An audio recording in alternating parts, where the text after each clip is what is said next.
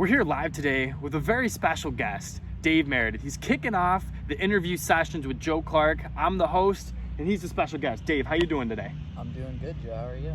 Doing really well. Glad to have you here. Yeah, I'm happy to be here, and I think how long have we been friends? I think we're going on 2 years now. A good solid couple of years. I think so, yeah. And I mean, I feel really honored to be here. I mean, I love what you're doing. I think you're doing a great job, and I think you need to keep it up. I appreciate it. So, Dave's a poli-sci major. You're studying political science. So, you clearly value politics.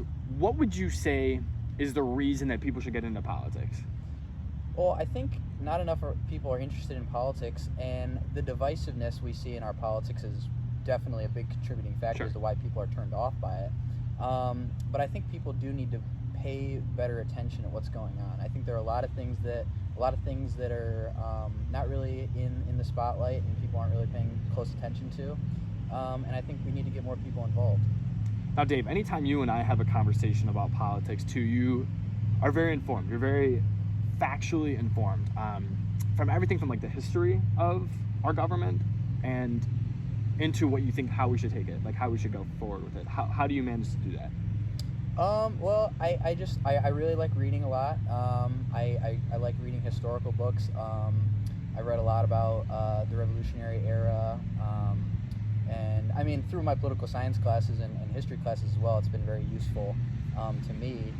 And I think just like keeping up on the news, so not only current events, but also what led to the current events. Sure. Because I mean everything, it's always revolving, and everything's so interconnected. And I think just making sure you're up to date on things.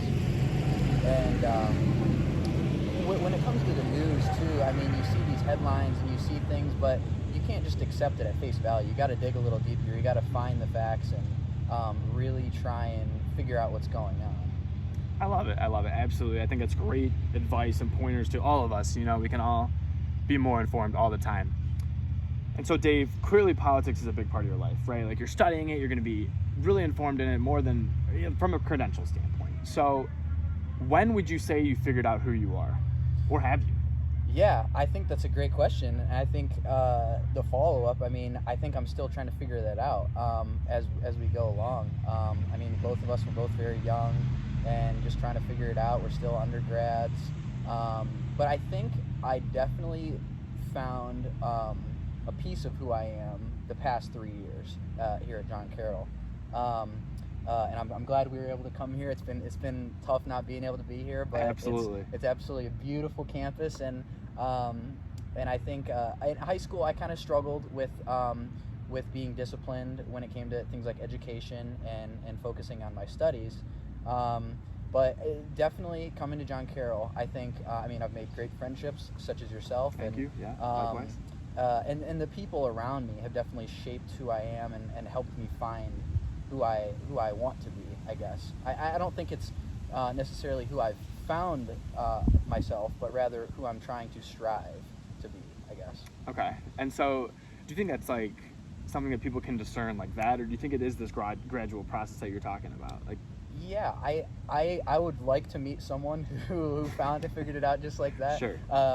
But I think for most people, it's definitely a process, and you gotta just kind of tinker with things. You gotta learn from your mistakes, and I've learned from plenty, and I'm still learning. So I think it's definitely important. Yeah, because there's always these 1 in a million, cases where you're Justin Bieber, and I think you're 9 years old, right?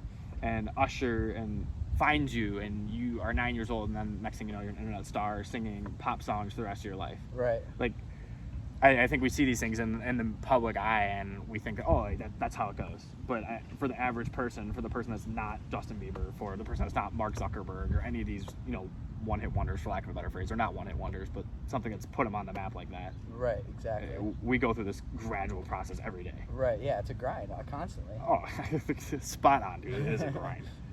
And so when you look at your high school years, you mentioned that you lack discipline. Yeah. Because of our friendship, I know that you've had some mental health difficulties throughout the schooling years and throughout your life, and that's played a pretty integral part for you. Yeah. What did you do to work through those battles? How did that process look for you? Yeah, and it kind of is similar along the lines of trying to still figure it out, because I'm nowhere close to being perfect on um, dealing with those things. But definitely have found ways to kind of channel a better way to go about it. I'd say being more open, and I mean talking to friends such as yourself. I mean, the biggest thing with people who have mental health issues is they suppress that feeling. They don't want to they don't want to talk about it. They're either embarrassed or they don't think it's normal. And that's completely false. I mean, it's so unbelievably normal. So many people have to deal with struggles that you might never know that they're dealing with. And I think that as a society, we need to get rid of that stigma. And I think we need to be able to have those conversations and realize that nobody's perfect.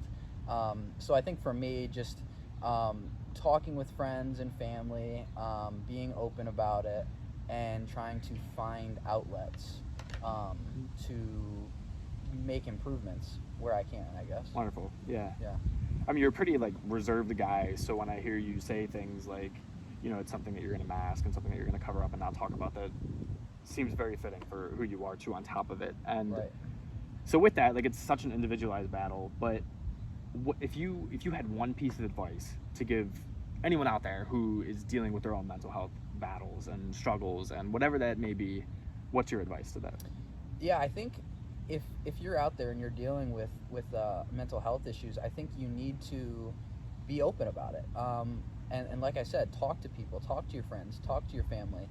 There are people around you that care, and you need to be able to open up to people, and whether it's one person or whether it's multiple people. And I think just trying to navigate your way through that, find outlets, find things you like to do, find things that can distract your mind, find things that make you happy.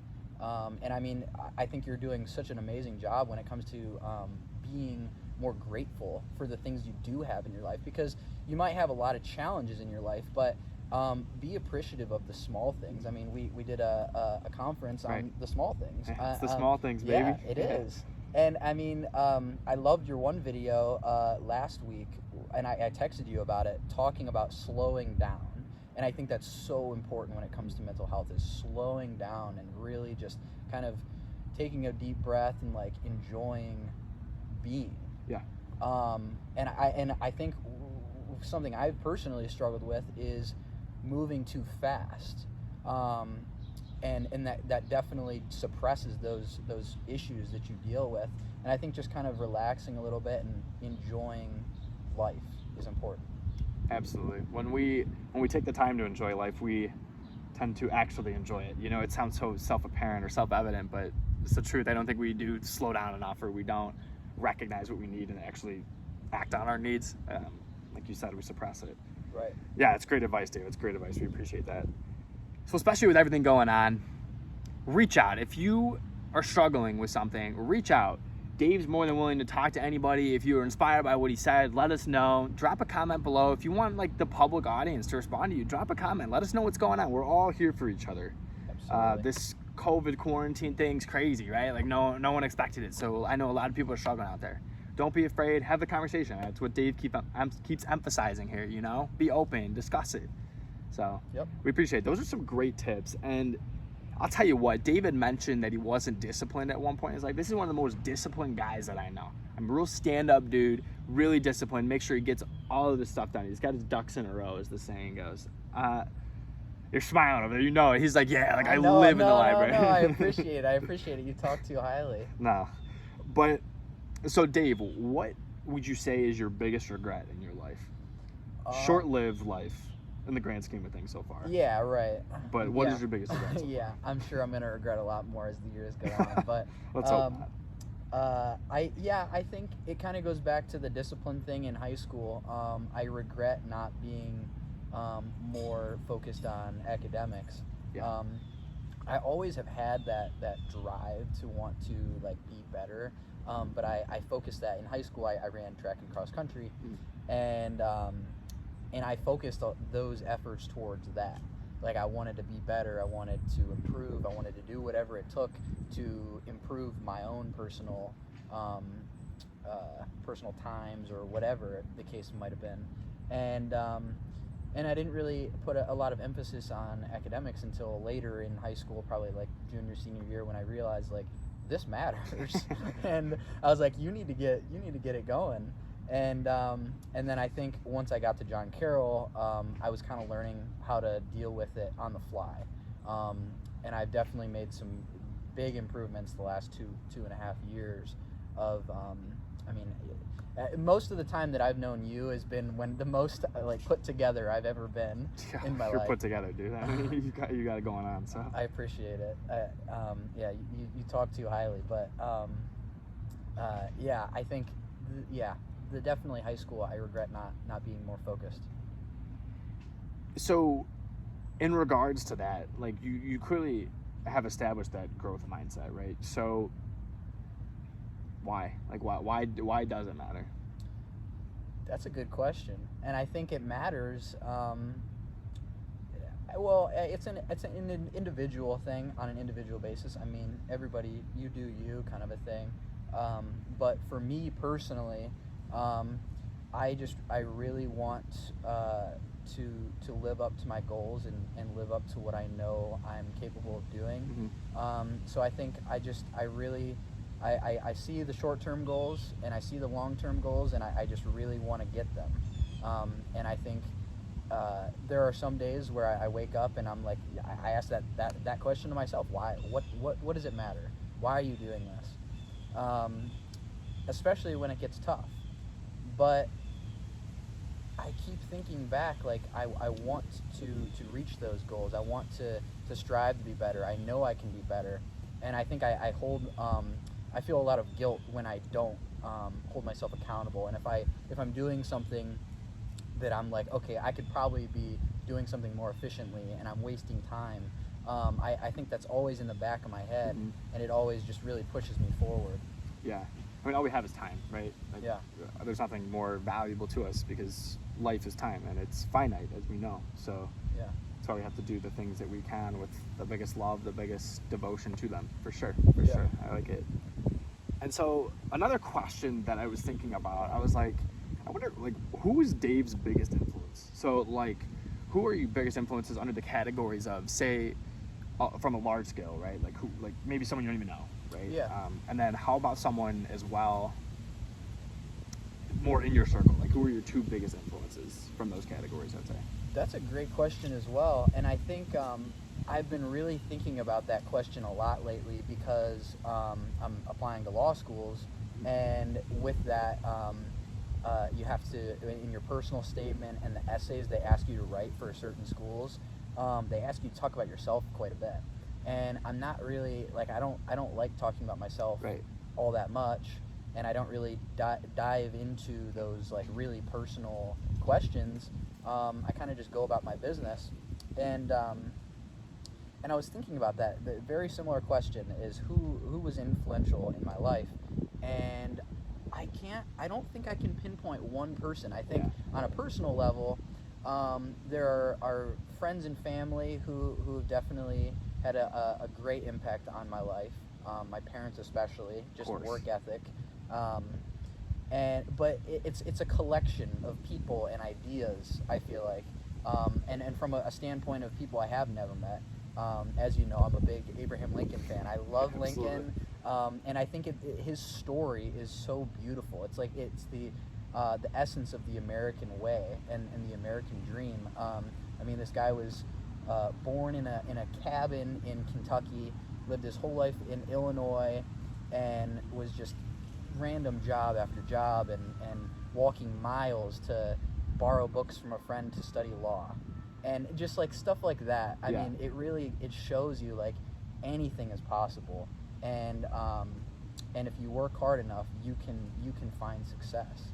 And so I think that mentality and that mindset has really stemmed from a large collection of people that have influenced my life, whether it be historical or personal. Sure.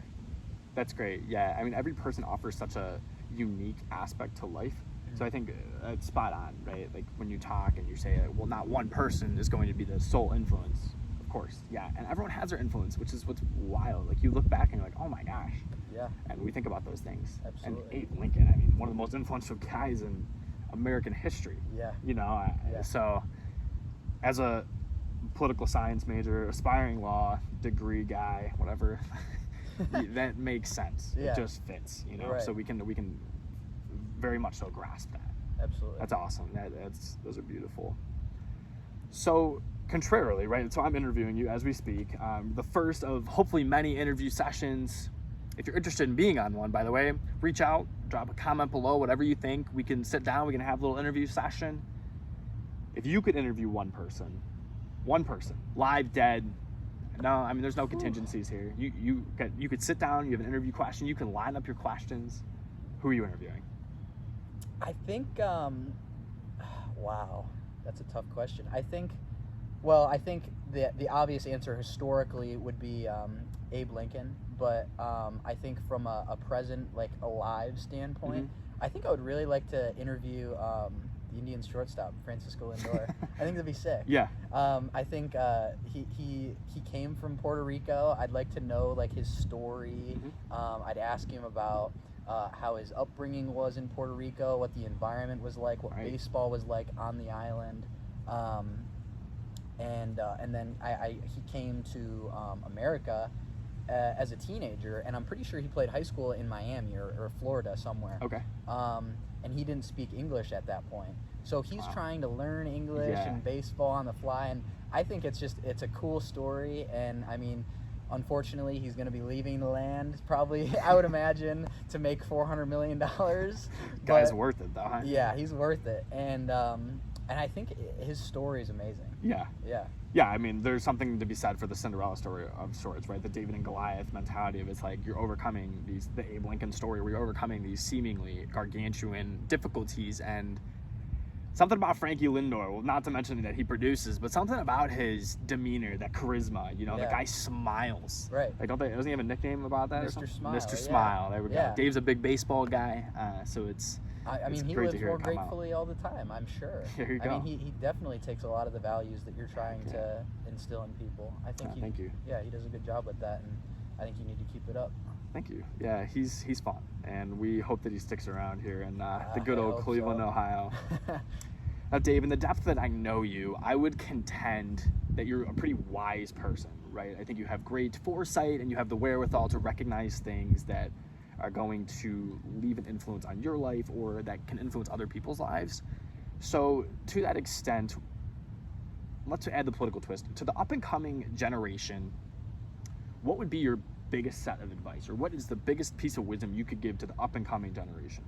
People being born now, or like, you know, they're 5 years old, whatever, somewhere in that range. Yeah.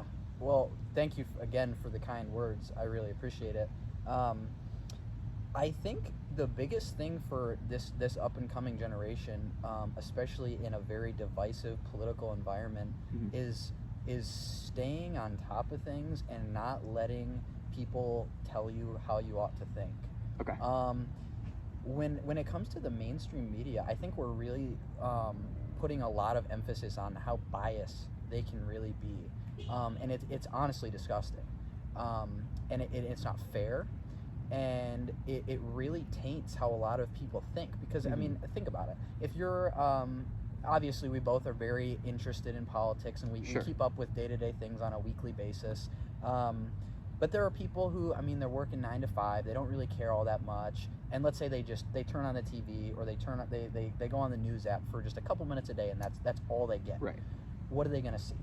Well, it's going to be completely skewed one way or the other, and how do you think they're going to think about things? Yeah. They're going to think how people are presenting the information to them, and I think the next generation is really going to have to be careful about how they allow not only mainstream media but also social media. Social media, when it comes to the big tech, they're censoring people's thoughts and ideas. And I'm a huge advocate for free speech. I don't care if I disagree with you. You could say the worst thing in the world, as long as you're not hurting me, you have the right to say it. And I think making sure that the next generation values that those ideals values freedom of speech and allows the diversity of opinions, whether it's mainstream media, social media, or whatever. Because if we get to the point where people are lazy and they don't fight back and they don't look for the information, I think we're going to be very troubled as a country. I think we're going to kind of go along, for lack of a better term, like it's kind of like sheep, like it's a herd. No, yeah. Like if everyone thinks the same way, then the person who thinks differently from the mob and the collective, anything is justified to suppress that individual. Anything. Because if you contradict the mass, I mean, everyone, the mass will be upset. Right. Wow. Yeah. And we hear clearly your passion and your informed state with everything that you talk about. And from that, how true is it, like that the authenticity has to shine? Because with everything, if we don't have our authenticity, who are we, right? Like I asked you earlier, like, who are you, and how did you find out who you are? And if you weren't authentic all the way along, you would be lost, right? Yeah. And so I think there is a sense of authenticity that comes along with anything. If we don't have that true, genuine nature, then it's all a facade. And you're right, it is like sheep. We become cattle to whatever we are trying to be, and we just go along with that, and life ticks. Yeah. And that's unfortunate. Yeah, I appreciate that. It's great advice to all of us, up and coming generation or not. But I like that twist on it, just for the conversation's sake. And so, to twist it back a little bit, Dave, my contention is that if people live more gratefully, they'll be happier, right? So we talk about that with Frankie Lindor, and we talk about that with the different personas and the different demeanors that people carry with their lives. How do you think that gratitude plays a role in your life?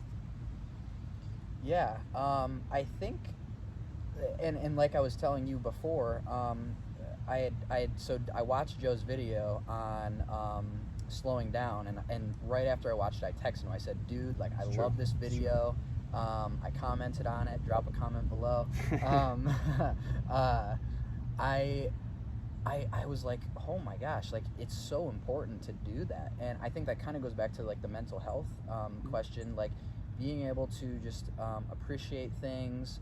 And and that night in particular, I texted Joe. I said, I'm grateful to spend time with my family and to have conversations, and you need to appreciate those moments. Yeah. And obviously in a time with COVID, not being able to see friends all that much, I think you need to just be a little grateful that, I mean, we have the technology to text, FaceTime. Right. We don't have to send letters and wait weeks, months. Like it's yeah, like that's something Revere. to be grateful for. And I think just really appreciating that. And I mean, the fact that we're here again, like I said, I'm grateful for that too. I love this place. Yeah, there's that underlying tone that we talked about earlier. It's the small things sometimes, right? Like the fact that we're just out here, being able to do this.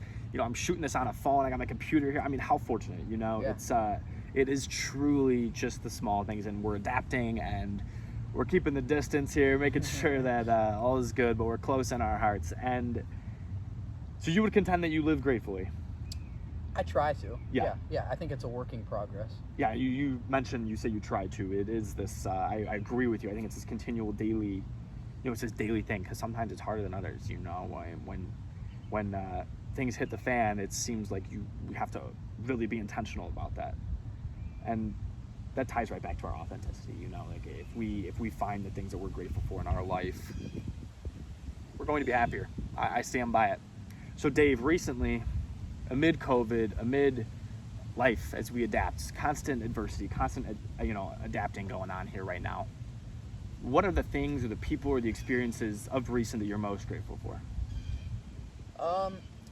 Honestly, the one thing I've really appreciated is I have 2 classes where my professors are doing a fantastic job with the transition of going to online. Yeah, perfect. I have a history class and a political science class. Imagine that. And Both right on cue. and I think both professors, they're really going out of their way to make sure that students are engaged. We're actually learning something. I mean, there is an element you have to be a little bit self-responsible and Of course. and actually do the work and read. But I mean, it's with any class. And I've been really grateful for their efforts in making sure that the Awesome. quality of education is still good. Good. Yeah, again, we know you value learning, and we know that you value the growth that comes along with reading and experiencing education. So to hear that is quite a gift for sure. Now, to conclude, I have one more question for you, and it's kind of along these lines of mindsets. If you knew you're the only person on the world that knows this, if you know you got this omniscient entity about you for a day, if you're the only person that knows that the world is ending tomorrow, so today you wake up and you know, and you're correct, that the world is ending tomorrow, Okay. what are you doing about your day? How are you spending your day? Okay. Yeah, that would be hopefully a jam-packed day. Oh my gosh, you think you're sleeping? Yeah, right, exactly. Yeah. Absolutely not, right? I think the first thing I would do is wake up bright and early. And It's a good start. Bright and early. And I would go to the original Pancake House, no question. Okay. I would get some pancakes, have a nice breakfast, nice meal. Kind of pancakes we talking? We're easily talking chocolate chip. Chocolate chip pancakes. Easily Okay. chocolate chip. Yeah. And I think after that, throughout the day, I would like to spend time with friends and family. Maybe go on a walk in a park. I really, I mean, you commented on my Snapchat story the other day. Being in nature is really peaceful, and I mean, if I knew the world was going to end, I'd like to have some peace and try and come to terms with things. Of course. And I think I'd probably go to a park. Maybe get a nice dinner, maybe get a pizza or something. Hopefully it's summer if this day comes, because I'd like to be outside a lot. Yeah. I think being outside is always nice, especially this summer with COVID. I've tried to spend a lot of time outside. Awesome. Well, maybe I'd shoot around a golf. Maybe I'd do that. There you that go. might be fun. Yeah. Well, then I might actually end up being upset on the last day because of how bad I played. Okay, yeah. So maybe that's not a bad. So go putt-putting or something. Yeah, right. But yeah, I mean, I think just kind of being in nature, spending time with friends and family, and because I mean, you could say you wanna rush, you wanna go to your favorite place, or you wanna kind of do all kinds of crazy things, like your bucket list stuff. But I mean, how much of it would you actually be able to appreciate? I feel like you'd be going through thing, and slow down. Yeah, right, exactly. And if you know this is it, you're like, okay, well, it's too late to do those things, but it's not too late to try and appreciate the world and everything. So. And would you let others know? Or you taking it in and let everyone go about their lives? I think I would let everyone go about their lives, because either I would be deemed crazy. You're 100% being deemed like pretty crazy. Yeah, you're gonna be senile to everyone that hears you. But nonetheless, maybe one person would agree, and that's how I take this stuff. But. Yeah, maybe I'd tell a couple people. I'd be like, hey, guess what? This is it. But, hey, good morning. But yeah, I think I'd probably keep it to myself. Yeah. Ignorance is bliss. There we go. So through it all, we keep hearing this underlying tone of people too. You know, people are important. We're lucky to have people in our lives. Love the people in your lives. Love the people that you encounter. It's important. Dave, we appreciate you being on. I appreciate you coming and just, pouring out your mind, pouring out your heart, and diving into that, holding your authenticity with me. We hear all the tones of who you are, and that's what we want to do with all of these things. And hopefully to anyone out there, you take something away from this. Drop a comment below. If you have any questions that you want to ask me or Dave, Dave's active on my YouTube page, drop it in the comments. I'm always saying drop a comment. Let's engage in the dialogue. Let's have a conversation. Let's do that. That's what this is all about. It's been an absolute pleasure, Dave. An absolute pleasure. And that's it. That's all we have for you today. We'll be tuning back. Pay attention. You're going to be hearing Dave's name more than you think. It's coming up soon. Dave's going to be in the political world. Great human being right here. And We need more of the hearts that Dave Meredith has. So if you want to be next, shoot me a text, send me an email, follow my links around. You know, it's all below. Drop a comment, whatever you need to do. This is the first of hopefully many interview sessions with Joe Clark with my special, very special guest, Dave Meredith. Appreciate you having me on, Joe. Dave, thanks for being here.